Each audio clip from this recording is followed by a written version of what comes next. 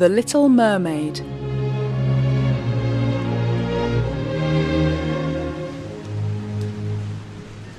Far out at sea stood a magnificent palace deep in the water. The walls were built from coral reefs. The windows were mounted in amber. The roof was laden with seashells and pearls which shone brightly inside the palace.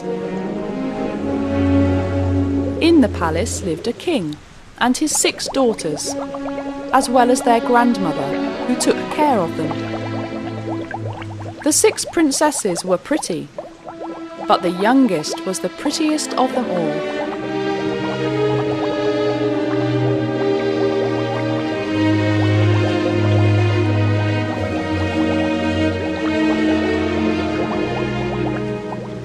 There was a garden outside the palace, with red and blue flowers, and some trees which glowed like the flames of a fire. Some even glowed a dark blue colour. In the garden, each princess had a little piece of garden of her own, to grow plants of their own choice.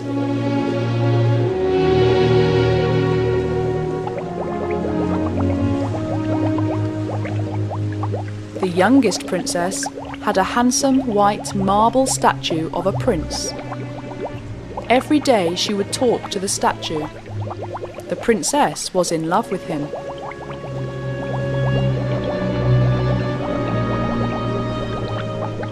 Their grandmother loved to tell them stories about people who lived on the land. The land of perfumed flowers and birds singing fascinated the Little Mermaid. But they would only be allowed to rise up out of the sea when they reached their 15th birthday.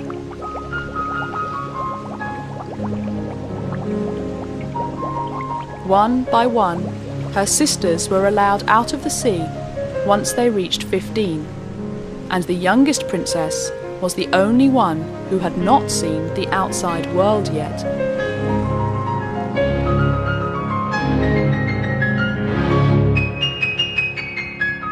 Finally, when the Little Mermaid reached her 15th birthday, she was very excited about her first venture above the sea. The sunset shone with golden light, and it was so beautiful. In just a moment, the sky became dark. From afar, she could see a big ship.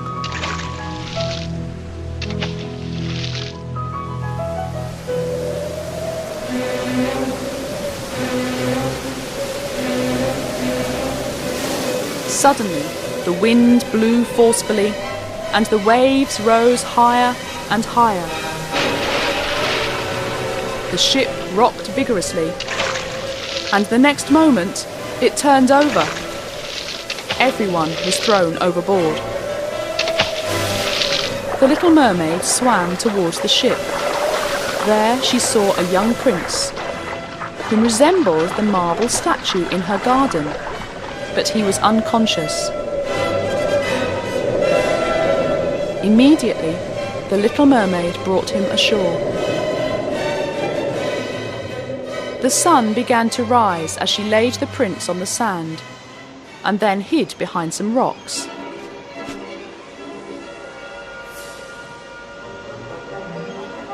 Shortly, the prince regained his consciousness and smiled at another pretty lady on the shore, whom he thought had been the one who saved him. Downhearted, the Little Mermaid went back to the sea. She thought to herself, "The prince doesn't even know that I am the one who saved him."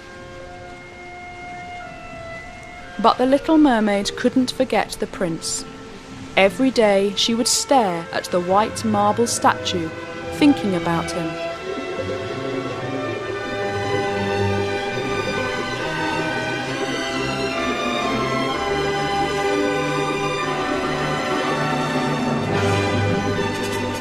At last she remembered the evil witch. She is powerful, I'm sure that she'll be able to fulfill my wishes, said the little mermaid. So off she went to see the witch. The evil witch gave the little mermaid a potion and told her that after drinking the potion, her tail would become legs. But she would have to exchange her beautiful voice for the potion. The evil witch warned the little mermaid that if the prince did not love her and married someone else instead, the little mermaid would turn into foam on the water. The little mermaid agreed.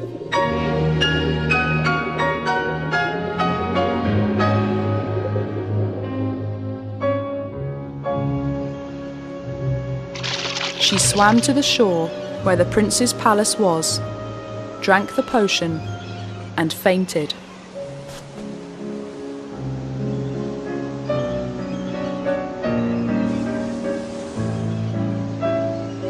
When the little mermaid woke up, her fishtail had been replaced with a pair of legs. The prince was standing beside her, but the little mermaid couldn't speak. She could only look at the prince. The prince took her back to the palace, but each step the little mermaid took was like treading on knives, and it hurt very much. Even though the little mermaid could not speak, she danced gracefully. The prince started to like her more each day. The prince started to tell the little mermaid about the pretty lady who saved him, but he didn't know who she was. It seemed that the prince was deeply in love with the lady that saved him. It's me! I'm the lady who saved you. The little mermaid tried to speak, but not a word came out.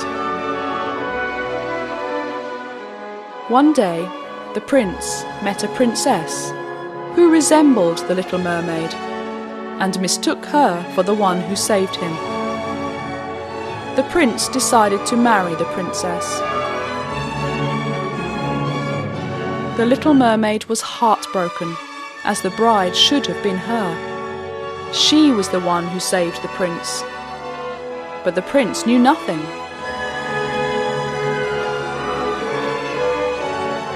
The grand wedding celebrations took place on the ship at night, and the little mermaid hid herself in a corner weeping and thought to herself, "Tomorrow I will turn into foam." The ship was crowded and noisy. The little mermaid leaned her arms on the rail and gazed at the sea longingly. Through her teary eyes, she thought she saw her 5 dear sisters waving to her. She was waiting for the sun to rise, and then she would turn into foam on the water and be gone forever. At that moment, she saw her sisters waving to her from the sea, but to her surprise, their hair had been cut short. "My dear sister, we have given our hair to the witch in exchange for this knife.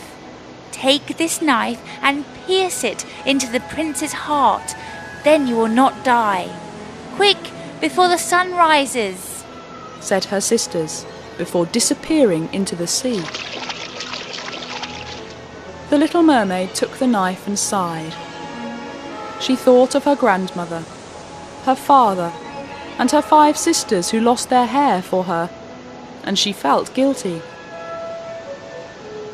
But when she thought of using the knife to kill the prince, she also felt uneasy. The little mermaid went into the room to look for the prince.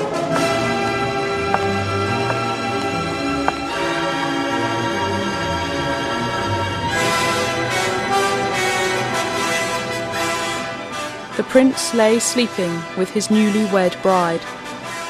The little mermaid kissed the prince on his forehead for the last time.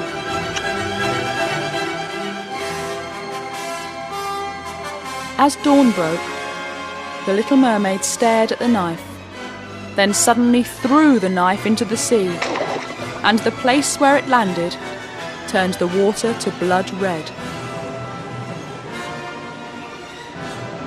Goodbye, my dear prince. And she threw herself into the sea.